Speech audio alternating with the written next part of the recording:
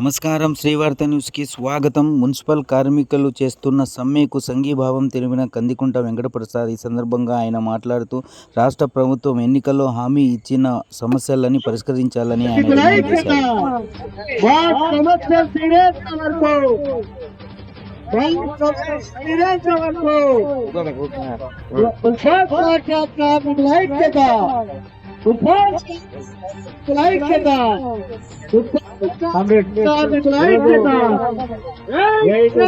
రాష్ట్ర వ్యాప్తంగా మున్సిపల్ కార్మికుల సమస్యలు పరిష్కరించాలని చెప్పి ఏటీసీ ఆధ్వర్యంలో అన్ని మున్సిపాలిటీల్లో కూడా పెద్ద ఎత్తున సమ్మెలో రెండవ రోజు కొనసాగుతా ఉంది. ఈ సమ్మెకు సంబంధించినటువంటి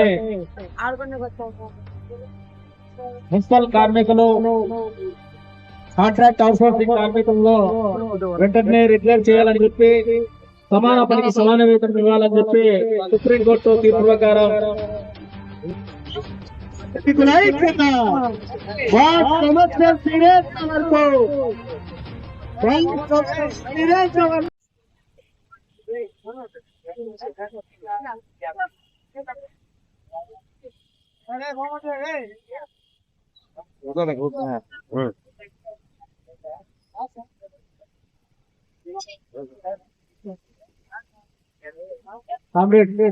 ఈరోజు ఏఐటీసీ రాష్ట్ర వ్యాప్తంగా మున్సిపల్ కార్మికుల సమస్యలు పరిష్కరించాలని చెప్పి ఏఐటీసీ ఆధ్వర్యంలో అన్ని మున్సిపాలిటీల్లో కూడా పెద్ద ఎత్తున సమ్మెలో రెండవ రోజు కొనసాగుతా ఉంది. ఈ సమ్మెకు సంబంధించినటువంటి మున్సిపల్ కార్మికులు కాంట్రాక్ట్ అవుట్సోర్సింగ్ కార్మికుల్లో వెంటనే రెగ్యులర్ చేయాలని చెప్పి సమాన పనికి సమాన వేతనం ఇవ్వాలని చెప్పి సుప్రీంకోర్టు తీర్పు ప్రకారం 2 రోజులుగా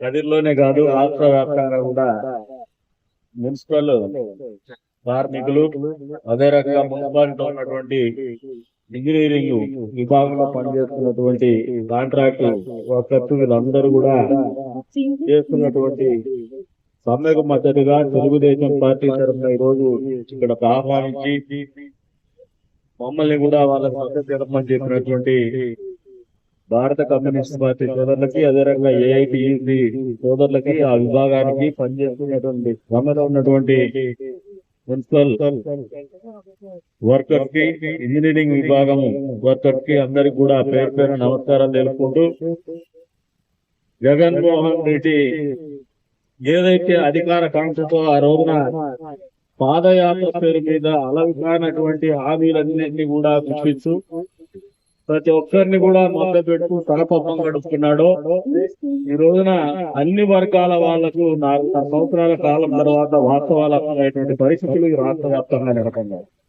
అందులో భాగంగానే మున్సిపల్ వర్కర్లు కూడా ఆయన పాదయాత్ర సందర్భంగా ఏదైతే హామీలు ఇచ్చినాడో 26,000 రూపాయల కనీస వేతనం, అదే రకంగా ఈపీఎఫ్ వాళ్ళ ఖాతాల్లో జమ చేస్తామనడం, అదే రకంగా ఇంజనీరింగ్ సిబ్బందికి ఏదైతే ఉందో కనీస వేతనము 45,000 26,000 ఇవ్వాలని ఒక డిమాండ్ వీళ్ళతో సమానంగా, అంతేకాకుండా కనీస వేతనం 15,000 ఇవ్వాలని చెప్పేసి ఆలోచన, ఈపీఎఫ్ వెంటనే 2011 సంవత్సరానికి గాను ఈపీఎఫ్ జమ చేయాల వాళ్ళ ఖాతాల్లోనే వాళ్ళ డిమాండ్, ఇవన్నీ కూడా హామీలు ఇచ్చేసి ఆదమర్చి నిద్రపోతున్నటువంటి జగన్మోహన్ రెడ్డి ఈ రోజున రోడ్డెక్కి ప్రశ్నిస్తున్నటువంటి నువ్వు ఇచ్చినటువంటి హామీలకు కట్టుబడి వాళ్ళు చేస్తున్నటువంటి డిమాండ్ సహేసుకమని చెప్పేసి ఈరోజు తెలుగుదేశం పార్టీ కూడా భావిస్తా ఉంది.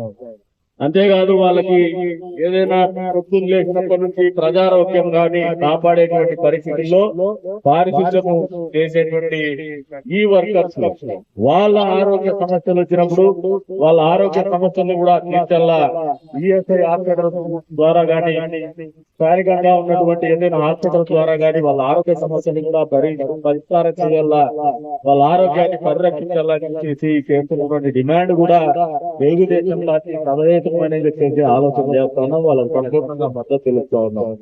ఈ రోజు జగన్మోహన్ రెడ్డి గారు కేవలం మున్సిపల్ వర్కర్స్నే కాదు రాష్ట్రంలో ఉన్నటువంటి అన్ని వర్గాలను కూడా మోసం చేసి తన పప్పం గడుపుకొని ముఖ్యమంత్రి కావాలా ఒక్కసారి అవకాశం ఇవ్వనంటే మనుషులకు ఉన్నటువంటి బలహీనతను ఆధారం చేసుకొని ఒక్కసారి అవకాశం అంటే ఏదో చేంజ్ చేస్తాడని చెప్పేసి నిజమైన నేను చెప్పిన మాటలకి కట్టుబడి ఉంటాడని మనం చెప్పేసి మోసపోయినటువంటి దగా పడినటువంటి రాష్ట్ర ప్రజానికమే కాదు అనేక రకమైనటువంటి ఉద్యోగస్తులు, వ్యాపార వర్గాల వాళ్ళు, అన్ని వర్గాల వాళ్ళు కూడా మోసపోయినటువంటి పరిస్థితి రాష్ట్రంలో కళ్ళ ముందర ఈ రోజున ఆవిష్కరించబడతా ఉన్నాయి. అనేక చోట్ల అంగన్వాడీలో ఒకవైపు, సర్వశిక్ష అభియాన్, సమగ్ర విద్యా శిక్షణ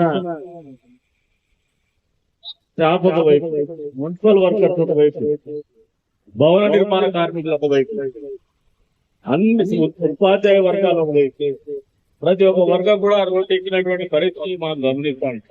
జగన్మోహన్ రెడ్డి సమాధానం చెప్పాలా, ఆలోచన చేసుకోవాలా కనీసం. ఎందుకు అన్ని వర్గాల వాళ్ళు రోడ్డు ఎక్కుతా ఉన్నారు? 4 సంవత్సరాల పరిపాలన తర్వాత హామీలు ఏమాత్రం నెరవేర్చలేనటువంటి పరిస్థితుల్లో 4 సంవత్సరాల నుండి ఈ రోజున ప్రభుత్వం దిగిపోతుందనే ఆలోచనతోనే వాళ్ళు కూడా రోడ్డు ఎక్కి వాళ్ళ డిమాండ్లని పరిష్కారం చేయమని చెప్పేసి అడుగుతున్నటువంటి పరిస్థితుల్ని జగన్మోహన్ రెడ్డి కళ్ళు చూడాలని చెప్పేసి కూడా ఈ సందర్భంగా తెలియజేస్తా ఉన్నాము, డిమాండ్ చేస్తారు.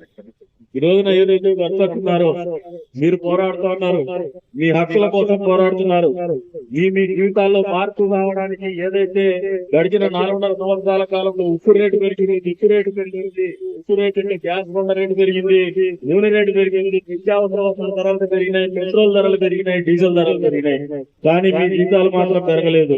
మీ జీతాలు గురించి ఆలోచన కూడా ఈ రాజ్య ప్రభుత్వానికి లేదు, ఈ రాజ్య ప్రభుత్వానికి లేదు.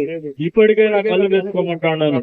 మీరు పోరాడితే కనీసం ఈ ముందు ప్రభుత్వానికి చీమ గుంటైనా వస్తుందేమో అనే ఆలోచన మీకు ఉందేమో కానీ మాకైతే నమ్మకం లేదు. ఖచ్చితంగా వచ్చే రోజుల్లో సార్వత్రిక ఎన్నికలు 100 రోజుల సమయంలో ఉన్నాయి.